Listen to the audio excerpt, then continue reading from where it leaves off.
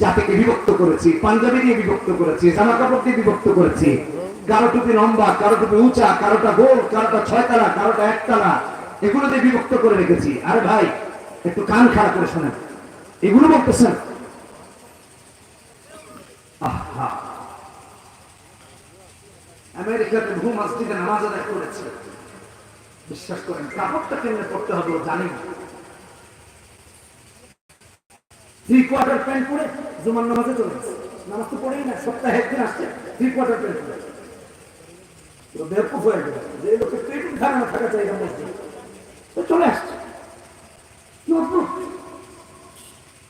মসজিদে এসেছে কৃষ্ণাঙ্গ কালো, ওটা করে বললাম ওটা সেটা কৃষ্ণাঙ্গ মসজিদে এসেছে মুসলিম, চুল বেনি বাঁধা, বেনি না কি বলে, বেনি তো বেনি বাঁধা, চারদিন ছোট ছোট এরকম সাইজের, আরো ছোট বেনি বাঁধা।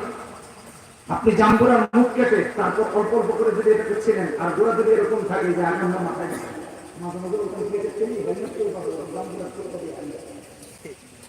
শৈশবের কথা বলছেন, তো তার চুলের স্টাইল এরকম বেনি। এই লোকটা জানেই না যে গোসল ফরজ হলে তার পবিত্রতা হাসিলের জন্য এই চুল যথেষ্ট না। সমস্যা বাবা নামাজ দিতে এসেছে নামাজ, আর আমরা মানামানি করতেছি দাম করতে, জাতি জানেই না নামাজ কেন আদায় করে। খতিব সাহেব খুতবা দিচ্ছেন, একেবারে পা জায়গায় দিয়ে এমন ভাবে বলছেন, না খতিবের প্রতি আদর আছে, না আল্লাহর ঘরের প্রতি আদর আছে, না কোরআনের প্রতি আছে। আমরা করতেছি মানামানি। আচ্ছা এটা রাখেন, একাধিক মসজিদে কোরআনে কারীমের যে তেলাওয়াত, শুধু কষ্ট পাইলাম আর বললাম আহারে কি একটা অবস্থা। আমি কয়েকজনকে বললাম আর ওই মসজিদে আমাকে নিয়েন না, ওই মসজিদে নিয়েন না, তোরা অন্য মসজিদে যান, মসজিদ বের করা শুরু করলেন, ওখানে কোথায় তেলাওয়াত সুন্দর আলহামদুলিল্লাহ সেখানে যান। এই অবস্থা ভাইরা আরো করুন অবস্থা, আপনি ভাবতেও পারবেন না। আর আমরা কোথায়, আমরা কি করতেছি?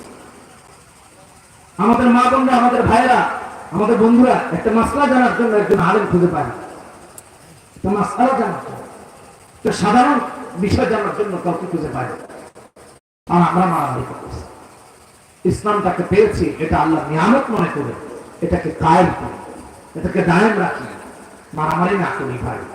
এই মারামারি করলে তো শয়তান খুশি হয়, আল্লাহ তো খুশি হন না। আপনি জিজ্ঞান না 100 জন আলেমকে দেখে, এটা শয়তান খুশি হয়।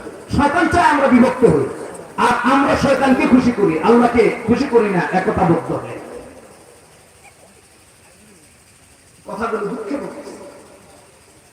মাসের পর মাস আলেমরা জেল খেটেছে, মাফ করে দিয়ে আল্লাহ আমি বাসা বাড়িতে থাকতে পারি না, ভেগে ভেগে থাকছে। কতজন আমাকে বলছে চলো তোমার অমুক প্রশাসনের অমুকের কাছে নিয়ে যায়, অমুক মন্ত্রীর কাছে নিয়ে যায়। যে মন্ত্রী জুমার নামাজের জন্য বারবার রিকোয়েস্ট করেছে, তার কাছে নাকি আরেকজন আমার কতটা মানে মাইন্ড কাছে পাচ্ছে রোহিঙ্গা, আমাদের কোনো হালত নাই। আমি ধমক দিলাম একজন, আপনি আমাকে নিয়ে যাবেন মানে? কেন ধমক দিয়েছি? হুজুর আসবেন, হাসান জামিল সাহেব হুজুর, আমার হুজুর, আমার উস্তাদ। পালিয়েছিলাম, ফোন বন্ধ রাখতাম। একদিন টিএসসি তে এসেছি, কারণ বাসা তো কাছে। এখানে এসে ফোন অন করেছে, কোথায় থাকে ওখানে ফোন অন করলে সমস্যা, ট্রেক করে ফোন অন করে হুজুর একটা ফোন আসছে, তখন এক মন্ত্রীর পিএস ফোন করেছে, বলে রাফি ভাই জানি আপনি বাসা বাড়িতে থাকতে পারেন না, অমুক জায়গায় গিয়ে অমুককে কিছু টাকা পয়সা দেন, সোজা ক্লিয়ার থাকে। আমি হুজুরকে দেখলাম ফোনে পাই কিনা, হুজুরের একটা নাম্বারে আলাদা ফোন দিলাম, হুজুর এই অবস্থা, রাফি সাবধান, ধৈর্য ধরো, সব ঠিক হয়েছে। তখন হুজুরও তো লুকাইছে, এই কথা বানানো না, তাই একেবারে রেফারেন্স সহ করবো। আমি অনেক বক্তব্য বলেছি কিন্তু নাম নেই, আজকে স্পষ্ট করে হুজুর বললেন রাফি ধৈর্য ধরো, সময় আসবে, আল্লাহ সব ঠিক করে দিবে।